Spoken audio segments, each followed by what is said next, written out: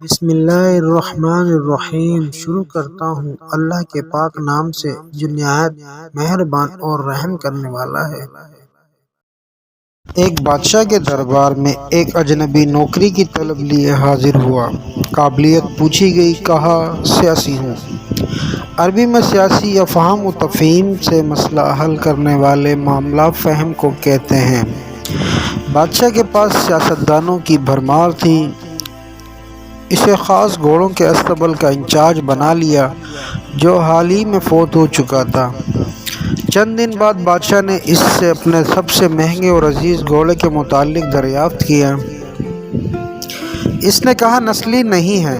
بادشاہ کو تعجب ہوا۔ اس نے جنگل سے سائس کو بلا کر دریافت کیا۔ اس نے بتایا گھوڑا نسلی ہے لیکن اس کی پیدائش پر اس کی ماں مر گئی تھی۔ یہ ایک گائے کا دودھ پی کر اس کے ساتھ پلا ہے۔ مسؤول کو بلا لیا گیا۔ تم کو کیسے پتہ چلا اصیل نہیں ہے؟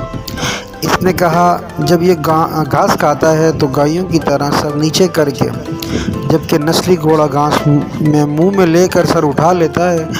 بادشاہ کی اس کی فراست سے بہت متاثر ہوا۔ مسؤول کے گھر اناج، گھی اور بھنے ہوئے دمبے اور پرندوں کا اعلیٰ گوشت بطور انعام بھجوایا۔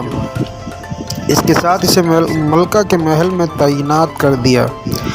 چند دنوں بعد بادشاہ نے مصائب سے بیگم کے بارے میں رائے مانگی۔ اس نے کہا طور و اتوار تو ملکہ جیسے ہیں لیکن شہزادی نہیں ہیں۔ بادشاہ کے پیروں تلے سے زمین نکل گئی۔ حواس بحال کیے، ساس کو بلا بھیجا، معاملہ اس کی گوش و گزار کیا۔ اس نے کہا حقیقت یہ ہے تمہارے باپ نے میرے خاوند سے ہماری بیٹی کی پیدائش پر ہی رشتہ مانگ لیا تھا، لیکن ہماری بیٹی 6 ماہ میں ہی فوت ہو گئی تھی۔ چنانچہ ہم نے تمہارے بادشاہت سے قریبی تعلقات قائم کرنے کے لیے کسی کی بچی کو اپنا بیٹی بنا لیا۔ بادشاہ نے مصاحب سے دریافت کیا تم کو کیسے علم ہوا؟ اس نے کہا کہ اس کا خادموں کے ساتھ سلوک جاہلوں سے بدتر ہے۔ بادشاہ اس کی فراست سے خاصا متاثر ہوا۔ بہت سا اناج، بھیڑ بکریاں بطور انعام دیں۔ ساتھ ہی اسے اپنے دربار میں متعین کر دیا۔ کچھ وقت گزرا، مصاحب کو بلایا، اپنے بارے میں دریافت کیا۔ مصاحب نے کہا جان کی امان۔ بادشاہ نے وعدہ کیا۔ اس نے کہا نہ تو تم بادشاہ زادے ہو نہ تمہارے چلن بادشاہوں والے ہیں۔ بادشاہ کو تاؤ آ گیا، مگر جان کی امان دے چکا تھا۔ سیدھا والدہ کے محل میں پہنچا۔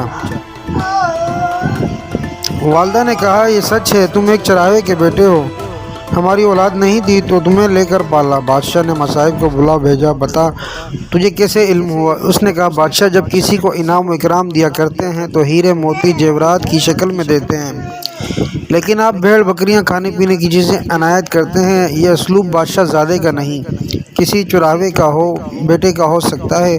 عادتیں نسلوں کا پتہ دیتی ہیں، عادات، اخلاق اور طرز عمل خون اور نسل دونوں کی پہچان کرا دیتے ہیں۔ اپنی عادات، اخلاق اور طرز عمل کو سنواریں، پیارے آقا صلی اللہ علیہ وسلم کی سیرت کے پہلو کو اپنائیں۔ آمین۔